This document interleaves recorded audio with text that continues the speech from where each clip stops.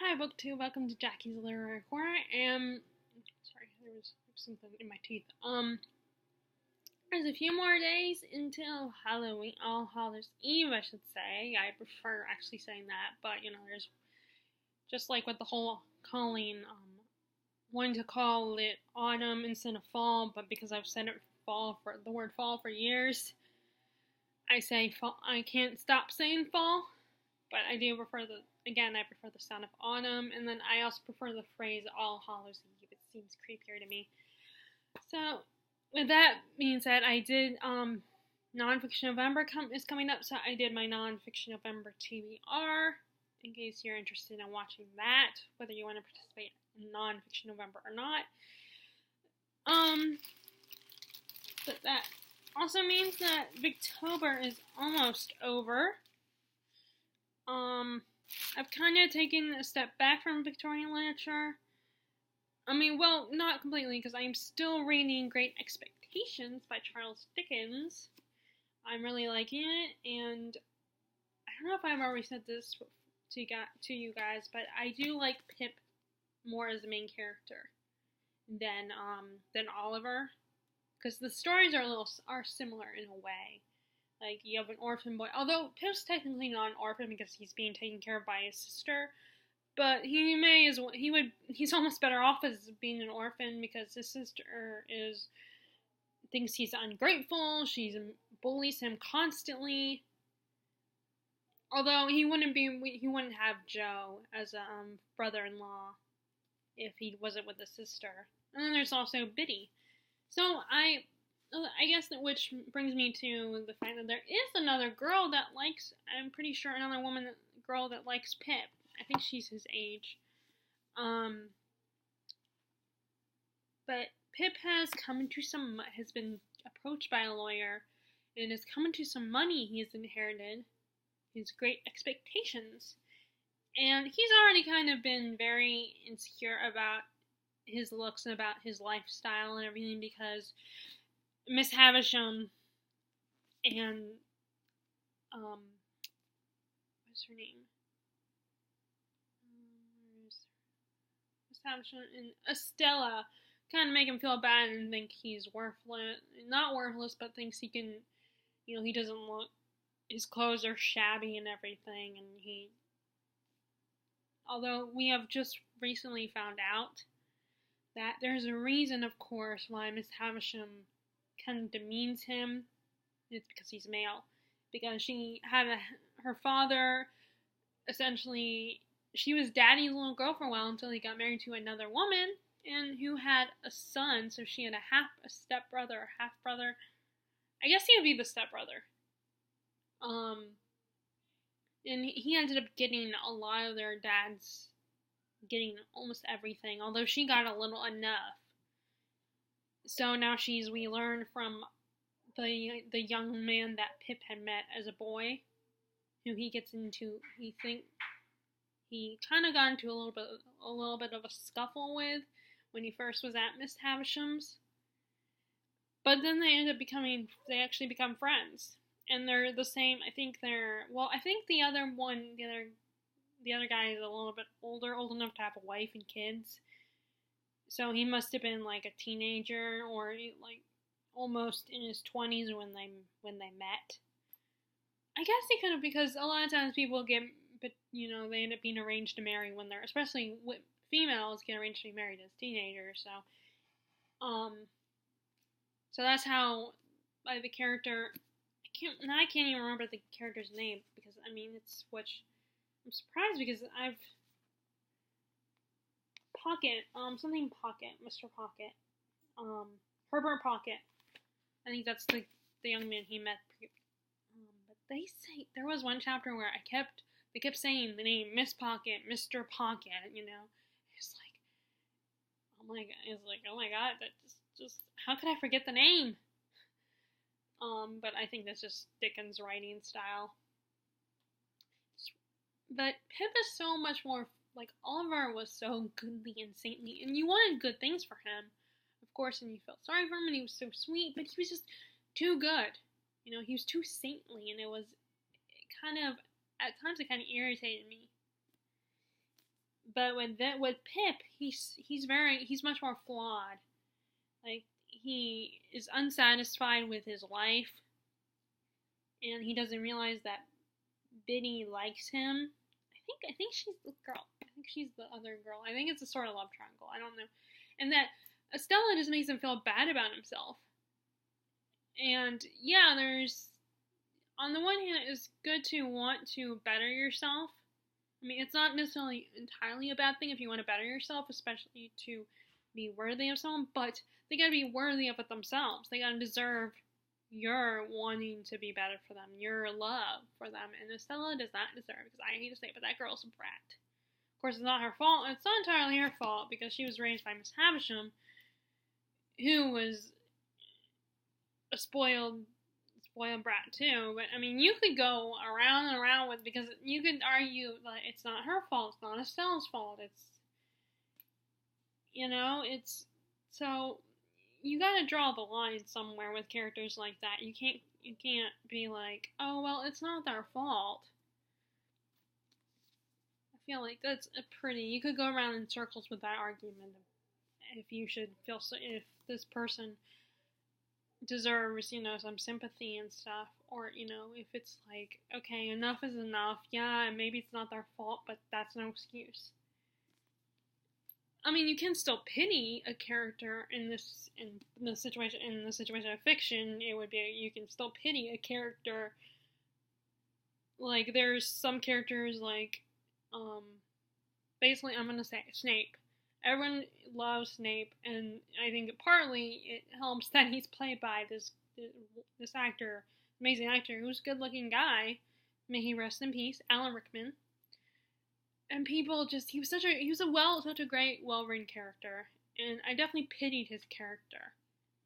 But there are a lot of people who are like, sometimes I wonder if, I mean, it could be wrong, and it could be unfair to those people, but sometimes I wonder if they're just, like, they're using that as an excuse, and that, they're excusing their behavior. Like, because Snape was bullied by Harry's father when they were kids, and because the mom kind of, probably in his eyes, turned her back on him, so he takes out his anger on Harry. Not that Harry's a perfect student, he's not a perfect person, but the way Snape bullies him, to me, is no excuse. I feel sorry for Snape, but Harry was just a kid. His parents died on him. He didn't even know his parents. And I feel like, and sometimes I feel like Snape, like, takes pleasure in destroying Harry's rose-colored view of his parents and, Sirius. But, at the same time, maybe it's necessary for him to realize the truth about that his parents were not saints, were not perfect. It's definitely something controversial. It's something you could really debate about. Now, I don't want to start an argument or anything, but, of course, I don't know if any of you guys that watch me are part of this argument. But anyway, I brought that up because, like I said, I feel like I feel sorry for Miss Havisham. Of course, we don't know about Estella, if Estella had a heart pass, or, like, if she's an orphan, or was abused by her dad or something. But you could make the argument with Miss Havisham that, you could feel sorry for her. But, although she was spoiled by her father, so maybe not. Because she had a pretty good life, it's just all of a sudden she had, like, her dad remarried, and she had her own son, so it's like, she felt pushed aside. Would it be enough to make the argument that she's a character that deserves sympathy? She's definitely, both her and Estelle, very interesting characters. And like I said, I like Pip too. I think he's so much more interesting. I love Joe too. Joe is such a good guy and so sweet, and tries so hard to be a good, moral person and do whatever he can to help Pip. And Pip is leaving him behind. Him and Benny behind. They're such sweet people, and he does feel a little he does feel bad for leaving them behind, and he does admit that he's a little sad about leaving them. He also, it's one of those things where he's like don't let this, probably feels sad and doesn't want to. I don't think he wants to admit it because he doesn't want his joy in having all of a sudden gotten all this money. He doesn't want that. He probably doesn't want that to be ruined. So he doesn't admit it to himself that he actually misses his family. He's going to miss his family. He doesn't want to leave them behind. Because, they're the closest things to family he's got. Like, both his parents are dead. It's just his sister, but, who treats him like crap. But he still has Joe and Benny, and it's so funny how, like, all of a sudden when people's first reaction to Pip is, like, oh, you're just, just one of the other poor, or just a poor kid or whatever, but then as soon as they realize that he's wealthy and, and has enough money, like you see in his clothes and the way, it's like all of a sudden everyone's wanting to help him and be his best friend. So it's a very interesting commentary on how people, as soon as they find out you have money, it's like they're all of a sudden your bestie. They they want to do everything they can to make you happy. Well, if you don't have money, then it's like they don't care about you. It's like, whatever, you're just another annoying person. They treat you like every other generic person in the world. This is very interesting, and like I said, I like this better than Oliver Twist. And again, I compare it to Oliver Twist because Pip's story is similar to Oliver's, where he's kind of an orphan. Pip is kind of an orphan like Oliver was. Although, and it's a story about a young boy. The young boy's life. The only difference is that Pip does have a sister, and he's being taken care of by his sister and her husband. So he's a little better off than Oliver. At least he's not being manipulated by a gang of thugs. Or whatever the equivalent to thugs is in Charles Dickens' world. So I'm not at the halfway point, but I read a good chunk of it. At least on the second part of Pip's journey, as it's labeled. There's a little. So that's all the Victorian. Oh, I did start reading. I have been reading this one on and off again. We were back to about a character that was introduced earlier, Fred. Fred. Let me see if I can find his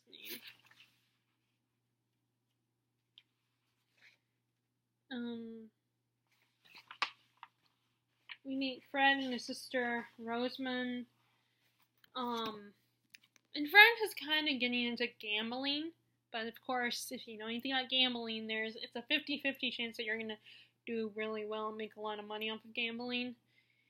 And he went into a deal with a friend, but then he ended up not having the money to pay that friend back, so that kind of ruined their financial situation.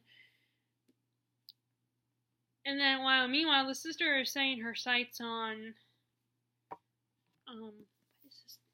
was it Lowick?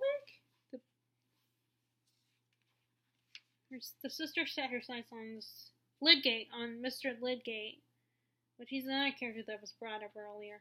That's the only problem with reading this in chunks and not having months in between before I start reading this again, because there's so many characters, and I know that I vaguely remember that they were brought up already in the story. They were already mentioned. So I think next time I read this, which I should read this right after I finish it, and just highlight characters' names every time I spot their names in the book, so that I can remember. It's just the thing about annotating. The reason why I don't annotate my books is because then I have to stop reading and mark pages and do highlighting and stuff like that, and it takes a little bit of time. So I can't wait until let me read the chapter, because then I gotta find the exact page where I want to mark, leave a note or highlight something. And yes, I highlight my books. Dear God, I'm committing blasphemous acts by marking up my book, even though it's my physical book. I buy it with my own money. I'm also dog-earing my books. Although to be fair, in my defense, I only dog-ear when I want to, if it's a long, chunky book, then I've been making sure I get into the habit of dog-earing pages that I want to read up to whenever, whether it's in a couple days or that day. Like I did that with the book I'm going to talk to you about in a minute. That is from the library. And every time I say Fred, I think of Margaret Hale's brother Fred in North and South by Gaskell. And whenever I'm reading the book in my head, when I'm reading the book, how most people read silently, they don't read the book out loud. So in my head, when I say the name Fred, it sounds like the actress who said it in the miniseries North and South by Gaskell, by the way. The first time I mentioned I was reading North and South, or was interested in North and South, my friends on Facebook assumed I meant the Jonathan Jakes novel about the Civil War romance epic. And it was like, no, there are other books.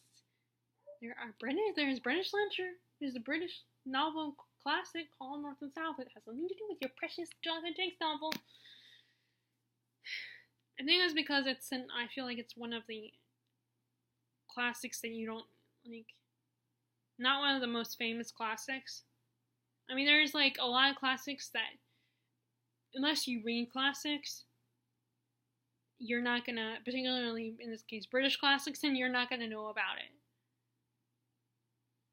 But, a lot of these, until I started getting into classics more, thanks to BookTube, actually, a lot of BookTubers talking about them, some of these, there were a lot of Dickens that I was familiar with, like Oliver Twist,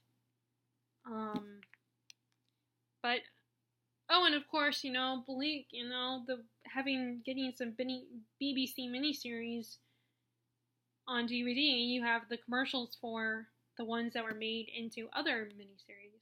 Like Bleak, that's how I heard about Bleak House was the previews on North and South had a preview for that miniseries.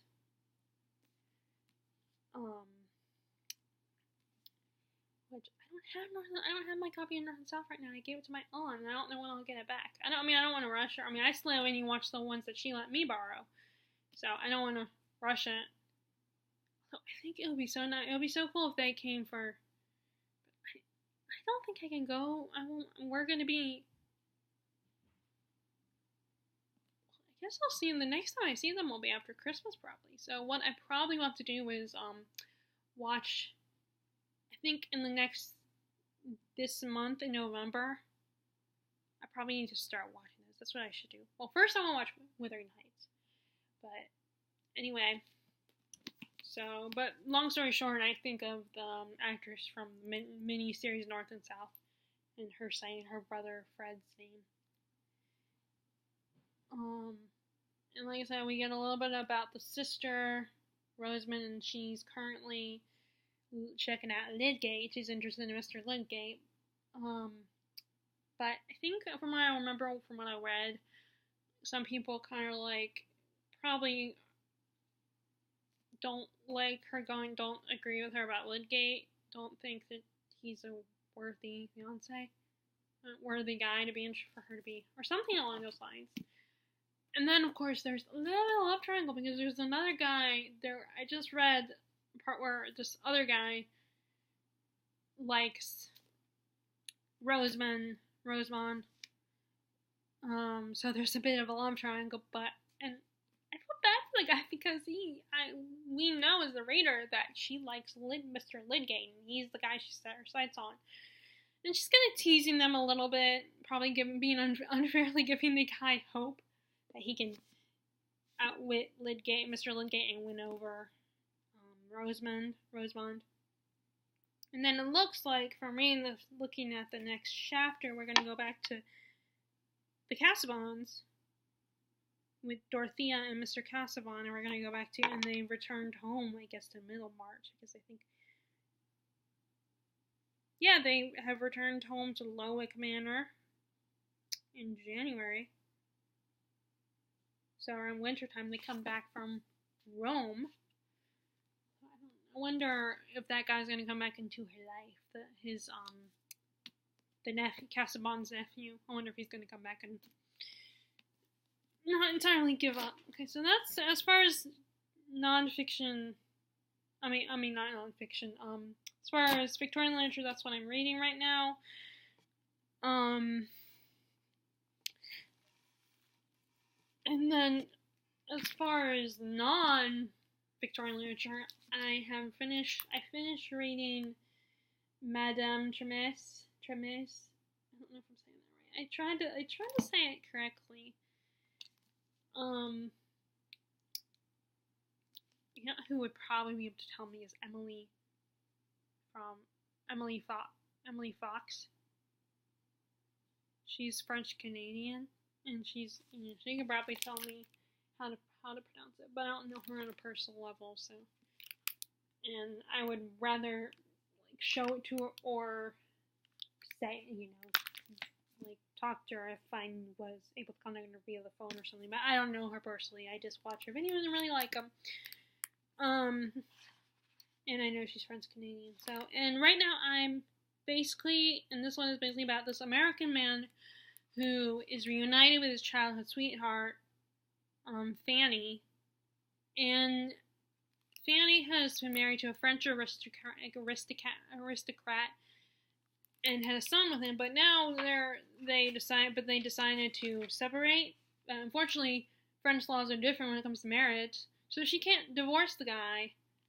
And her other priority, of course, is her son. She wants to keep her son, but now I don't know if she divorced him, would she have to get rid of her son?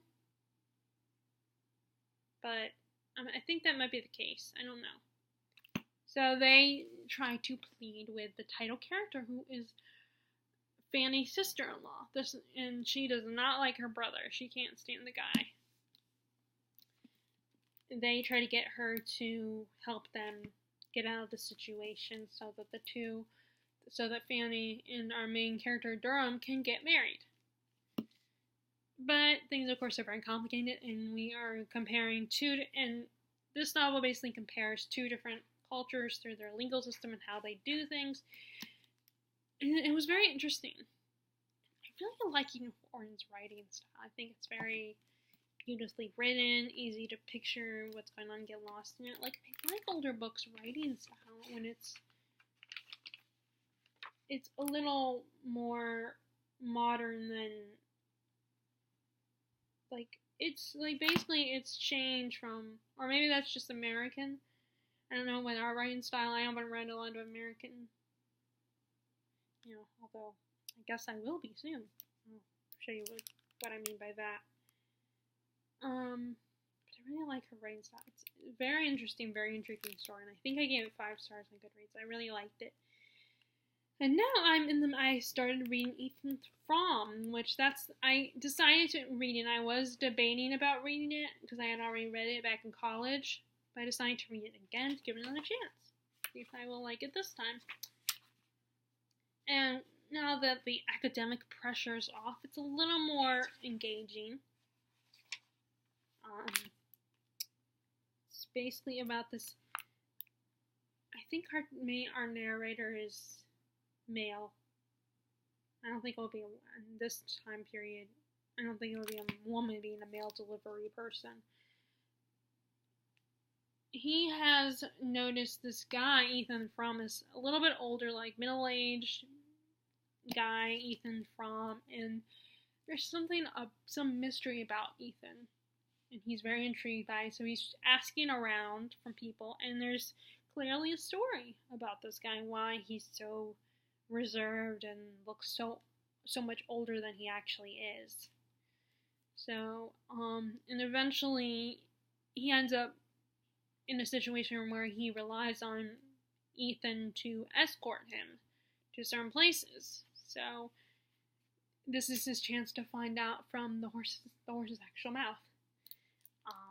And he's eventually at first they don't really talk, but then eventually they kind of make small talk and slowly get to know each other, very slowly. And Ethan begins to, hints a little bit at his past, so we start to get the story.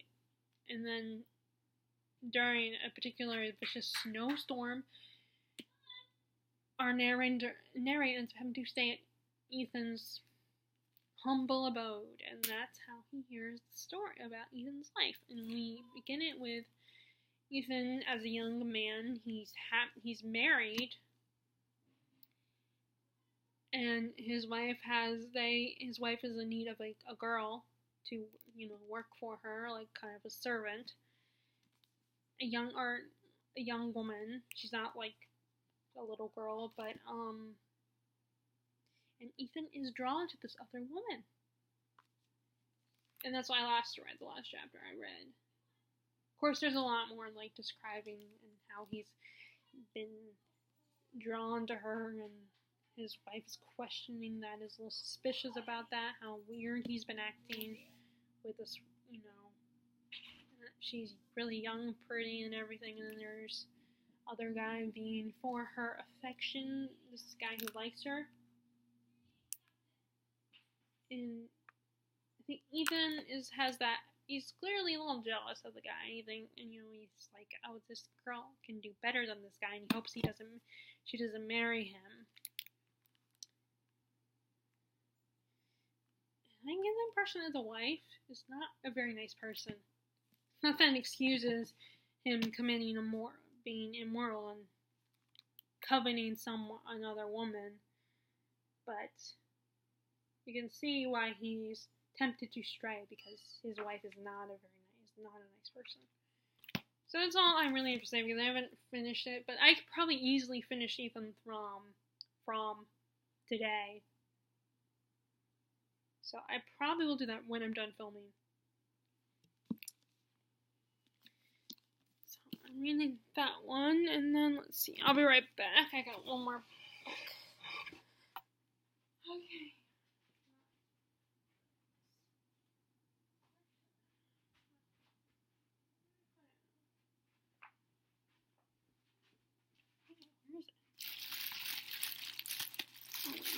Oh, there it is. Sorry, guys. I forgot I did leave it right on it was under my Books A Million bag, because I got to get Books A Million today. I am almost done with this. The Nightingale. It is a very sad story, very hard to read, because it's so sad and there's so many horrible things happening to these characters.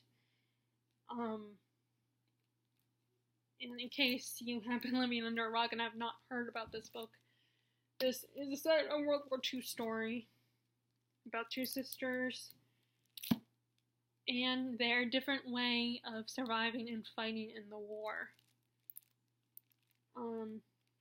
This takes place in France. One of the sisters is like on her own taking care of her daughter, and she is having to play host to some of the German soldiers that are occupying France currently. And then the other sister, Isabel, is trying to help, be more active in helping the war effort. She's been secretly escorting fallen soldiers like the British and the Canadians who are dropping bombs to help them stop Germany, and she has taken on the identity of the Nightingale. But the sisters unfortunately do not have the best opinions of each other, and their relationship is very fractured in the story, and that's one of the aspects that makes this also makes it very sad, as someone who has a sister. And this book reminds me of how much I want to read more books about sisters. Now, I have read Little Women. I prefer the movie. I tried the book. I got pretty good, halfway into it, and I just couldn't do it anymore. It was too sweet and sentimental, it wasn't for me. And plus I've seen the movie, so I know a lot of sometimes that's the problem with seeing a movie first, is the story's main points and the basic plot. I mean, there are things in the novels that aren't included, that they couldn't include the movie, because most movies have to be at least 2 hours the longest. And it would be risky if it's 3 hours, because you don't know if everybody is going to be interested in it. But So that is one of the books about sisters that I'd rather watch the movie, and I will go watch the new movie at some point. I'll just see when that comes out, and maybe see if my mom will go with me for that one. I'll have to bring it up to her. But this is just such a horror movie because it's so sad. These characters are going through such horrible things. I don't cry that often in books, but I got a little teary-eyed last night when reading it before I fell asleep. There was, a lot of sad moments. And you just want to keep reading it so you can get to the part where these characters, you see that they've survived and that they're okay. And, at least one of the sisters survived. You don't know what's going to happen to the other sister, but one of them survived, or maybe the one sister is alive, but she's already passed away. You don't know that in the beginning of the book. And I like these books where you see an older person and the book is basically their story and how they survived. But I like more towards the historical fiction side of it. I like, and I know people will probably recommend Frederick Bachman's A Man Called Ove, because I think that's kind of one of those type of stories.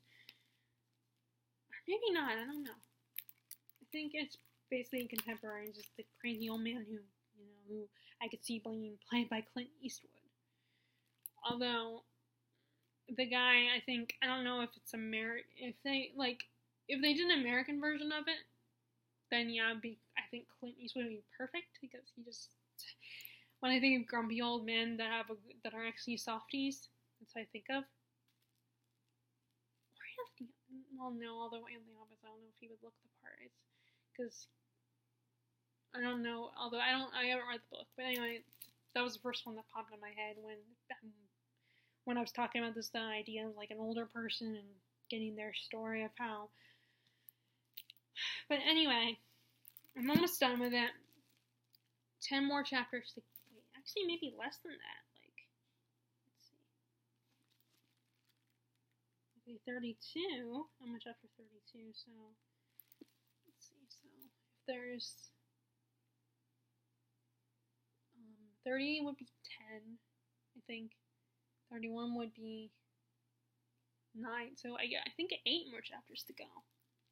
I'll have to double check that. I'll use my handy dandy calculator. Calculator is your best friend. So I think 8 more chapters to go. It's so hard and heartbreaking.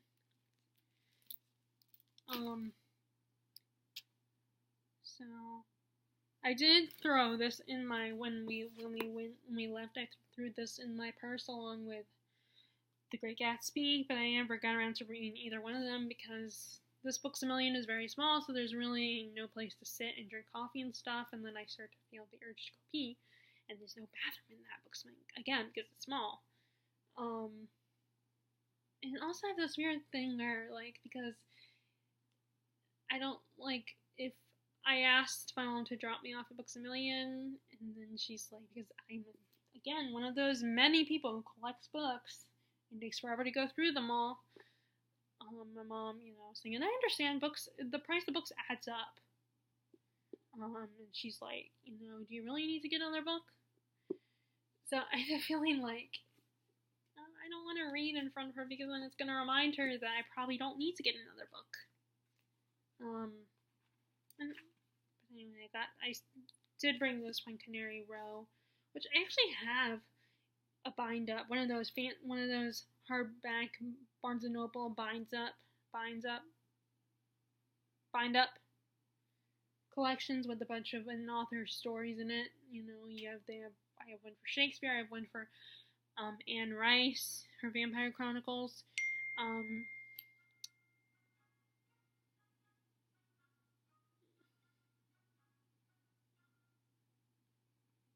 I have one for Charles Dickens, and then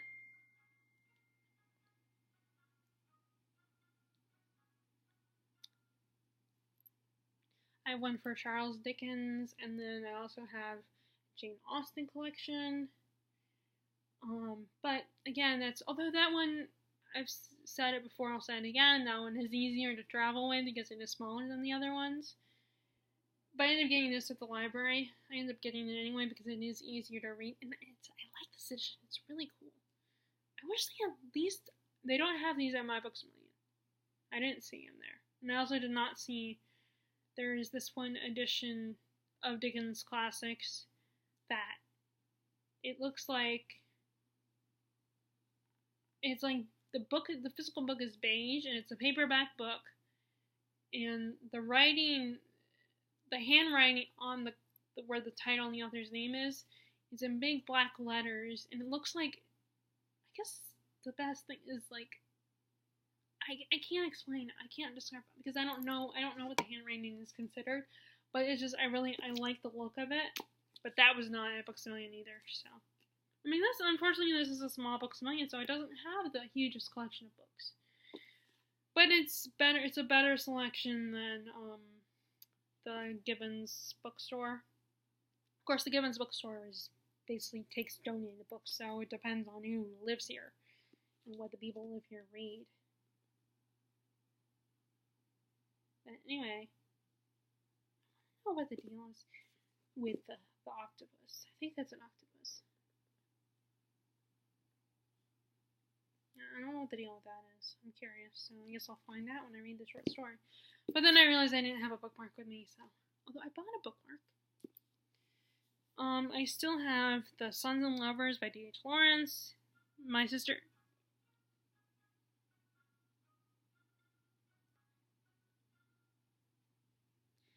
My Sister's a Serial Killer, and then the collection of novellas by Dickens or short stories. Sons and Lovers by D.H. Lawrence, and then the prequel to Practical Magic, The Rules of Magic. I have to read those. Now, here's what I really wanted to show you guys. I'll show you what I got at Books A Million today. Okay, so first I ended up getting, where's it? I'd be mad if it's not in here, it fell out.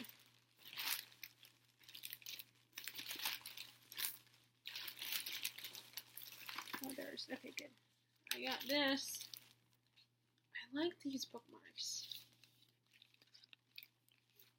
This is this cardboard bookmark with the saying, the expression, "We're all mad here" from Alice in Wonderland. And this one is really cool because it has gold lining and stitching on this part. And then it has the cat tail, the tail of the Cheshire Cat, and then down here is, right here you can see the eyes, and then his smile is disappeared smile. And I really think that's really cool. If I collected anything else other than books, it would be bookmarks. Okay, so I kind of went the classics route today's purchases. First I got, there were two books I picked up, Dr. Jekyll and Mr. Hyde, with other short stories by the author, Robert Louis Stephens. I decided, though, to put that one back because I didn't know if I would like, because it's kind of more of a sci-fi horror, and I wasn't sure. And I wanted to get the other book, so I was trying to limit myself, so maybe next time I'll get that one, or I'll put it on my list, my Amazon wish list. But I ended up choosing this one. What's really great is these are hardback, and these are bargain priced, which is nice. This is The Legend of Sleepy Hollow and Other Stories by Washington Irene. I'm very familiar with The Legend of Sleepy Hollow. And I do know that Ichabod Crane in the actual story is not as good looking as Johnny Depp. He's kind of gangly and nerdy. He's kind of ugly. And I think in the original story, he gets chased down by the horseman and then ends up disappearing. But I thought this would be and he's American, so I thought it'd be kind of nice to get like some American classics. Like I don't have a lot of American classics. I have plenty of European classics, particularly England, but I feel like I don't have enough British classics. Oh, I like this writing.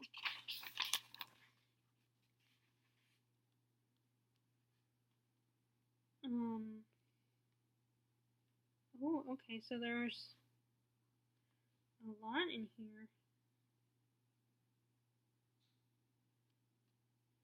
So there's quite a bit in here. I didn't realize there were so many stories, so many short stories. I guess as a short story author, you can write, short stories, you can write a lot of short stories. I have been told that because I've been recommended, because I struggle with the writing thing, actually writing a novel, that maybe I should start with a short story.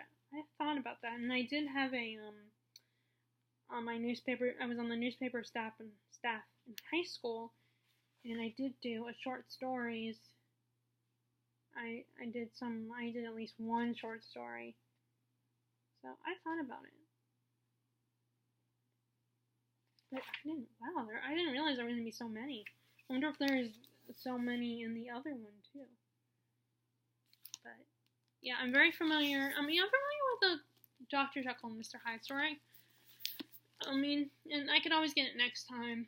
But anyway, I decided to go ahead and go with the guy who wrote the ghost story one instead. Although I don't know if all these are ghost stories. The Sleepy Hollow one, of course, is a ghost story. And then I also went ahead and got The Woman in White by Will P. Collins. This is someone that Katie from Books and Things talked about. This is a recommendation by her. And I don't know if this was actually.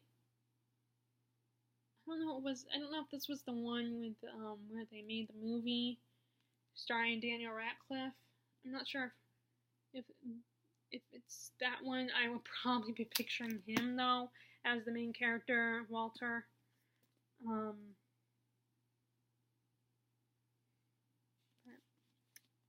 I don't know much about it except for this mysterious woman in white that this guy encounters.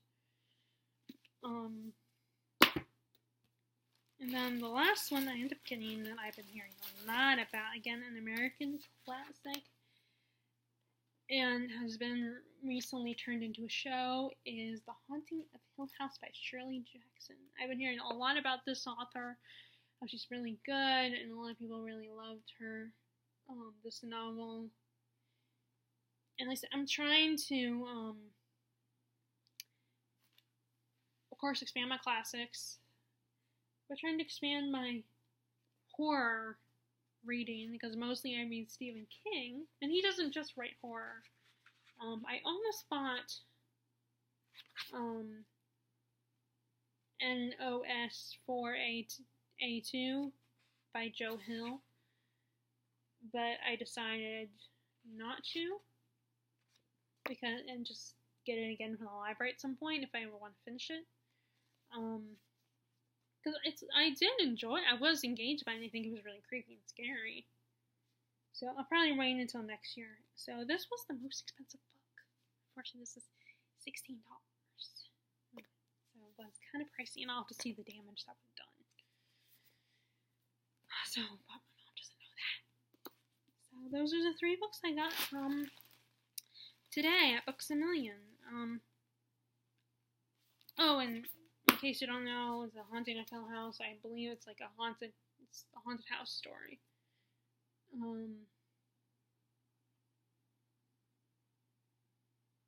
So I guess it's,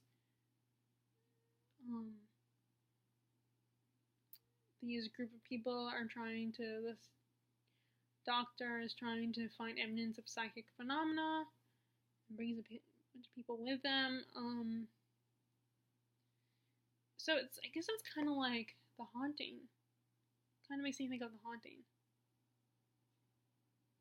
It's a story about the doctor guy who brings all those people, and the guy,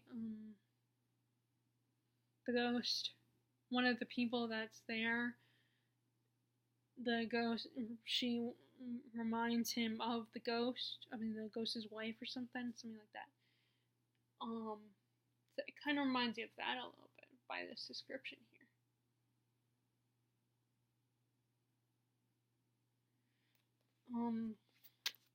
But I heard that was really good. Okay, so anyway, that's what's going on in my reading today. And I'll check out the damage. What's the damage? Not terrible. I mean, at least it's not like over $100. So that's the niceness of finally having a permanent job. So, I'd love to know how your reading is going. Please feel free to share in the comments below if you want to tell me about it. If you like this video, be sure to give it a thumbs up and click subscribe if you have not already. And I will talk to you guys later. Alright, bye!